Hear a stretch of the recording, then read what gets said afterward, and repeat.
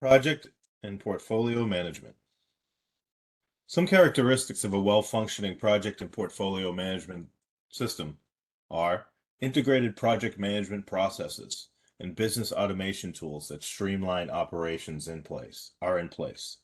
Ability to evaluate weekly and cumulative performance at all levels of the business, project, department, business area, and the entire business portfolio. Ability to recognize trending metrics at all levels of the business. The ability to assess necessary staffing at all levels of the business. The ability to assess future demand by overlaying the prospective new business over the current backlog, and accurate and financial staffing forecasts lead to predictable revenue and profit projections. By what I mean by integrated project management processes and business automation are in place is that we have standardized processes that produce a repeatable and reliable result period over period. This allows us to manage projects effectively and the business as a whole. The ERP in a project-based company usually houses the timesheet and the accounting information, where supply chain is laying out the foundation for the management of the materials and services, just to name a few functions that the ERP could be implemented to do. The schedule delineates scope over a period of performance, considering relationships and constraints on the project. We have developed standard processes, and managing projects in both the ERP and the schedule will lead to accurate and reliable resource planning, performance measurement metrics or KPIs, and financial forecasts.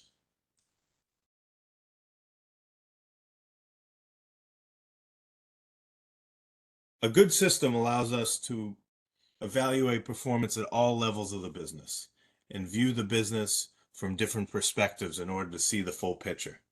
In this example, we have two business areas, government and commercial, with two projects in each area. In this one view on the left, we can see the project, both business areas, and the company as a whole. This will allow us to analyze how we're doing on individual projects and collectively at the business area and ultimately the business as a whole. Viewing that data on the right is the same, just at a departmental view.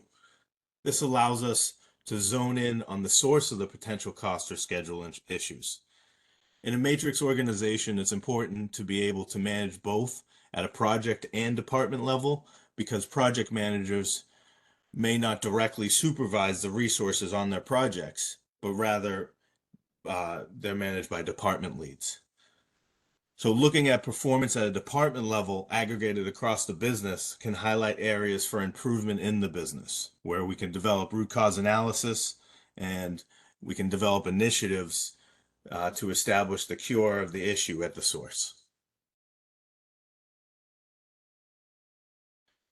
So here we're looking at trending of CPI and EAC metrics across the business. We are looking for steady performance period over period, which shows the data is reliable and predictable. Fluctuations period over period would suggest that there's a problem with maybe our status update process or estimating methodologies, or just not anticipating performance problems soon enough. Trending should be used to help foresee the issues arise and mitigate from further impact. You should see a correlation between the trending CPI and the EAC metrics, which makes sense since the correlation becomes 1 at the end of the project, since the cost variance equals the variance at complete.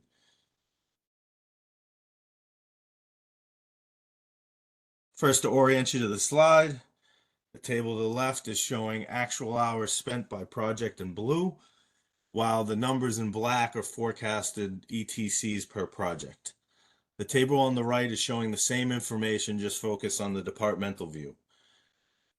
These estimates are derived from the lowest level schedule activities in each of the projects, and reviewing at these levels can indicate possible inaccuracies. In general, we should not see giant fluctuations period to period on a project, or a departmental view because the staffing is not that erratic. A steady increase or decrease in staffing is preferred in order to model a more realistic view of the remaining work. A histogram like the one shown below seems to imply that the schedule and the estimate to complete projections seem fairly reasonable and achievable. Our forecasted values seem in line with the current headcount and tapers off as the work is complete as expected. So this is the same view of the backlog of work, but now we've overlaid a prospective new project. Now we can see if the project is really awarded at the end of August as we're forecasting. Are we going to be able to manage that influx of work in October in order to maintain the current schedule projections? As a business, we can decide to employ overtime to hold the schedule, or we can make the decision to let some of the work slip to the right. These business decisions will take into account variables such as float in schedules, liquidated damages that may or may not be associated with projects, the departmental backlog, just to name a few of the many possible variables. So the variables involved and the path that we choose could lead to varying degrees of profitability. So first step is to develop the system, to have the system to produce the data. Next step is to validate that data. And ultimate goal is to use that data to make proper business decisions. So once we have a well-functioning system that provides metrics to help us interpret the state of the project, the department, the business area, and the business as a whole, it's up to us to rationalize and interpret the data, then respond appropriately. How it is used to manage and make course corrections, whether it be on the project or department level change, can make all the difference in profitability. Since the metrics are derived and analyzed at a charge code or lower, it's important to validate the inputs at that level. It is important it's imperative that the inputs on each project and department are valid in order for us to the aggregated portfolio metrics at a business area or department or the business as a whole to be valid. If we're knowingly forecasting unrealistic targets, we're only fooling ourselves. If we are reporting inaccurate staffing at a project level, then department leads are utilizing inaccurate information when aggregated across the business.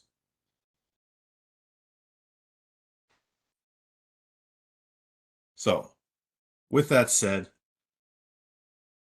it is important to analyze and validate the estimates.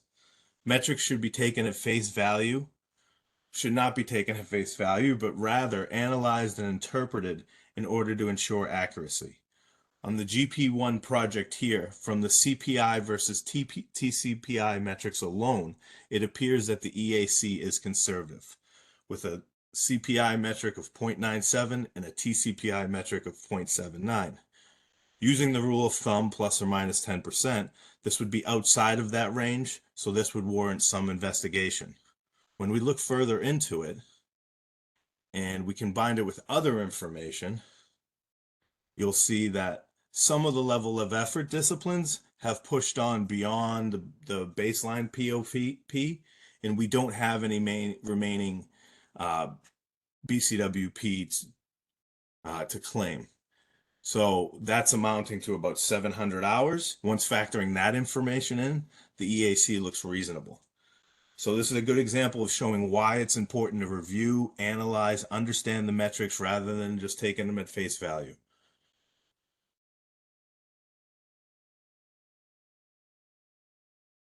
So looking at the data through a different lens allows us to make more accurate assessment. On the CP2 project, the TCPI EAC metric versus CPI metric is indicating that we are forecasting improved performance towards the end of the project. When evaluating the ETC based on the burn rate, it seems like we're underestimating on the logistics estimate to complete. We are only estimating 9 hours with a finish date of 11/13, leaving us with 3 months with 9 hours remaining and spending 33 hours over the last 3 weeks. So this type of evaluation is critical in order to produce realistic data that is actionable. If the logistics manager were using the aggregated forecast from all the projects to determine the staffing needs, they would be using an input that are missing resources needed to complete the remaining scope of work on this project. It's important that we validate the estimates. We stand behind them and we drive people to be accountable to these estimates. Some final takeaways. Integrated project management processes and business automation tools streamline operations. Integration breeds insight and innovation in the business. Accurate and timely data aids project managers, departmental leads, and executives to make more effective decisions to drive performance on a project and the business as a whole. The resulting resource planning, KPIs, and financial forecasting are only as good as the input that is provided. Accurate financial and staffing forecasts lead to predictable revenue and profit projections, which is essential to managing the business. Thank you.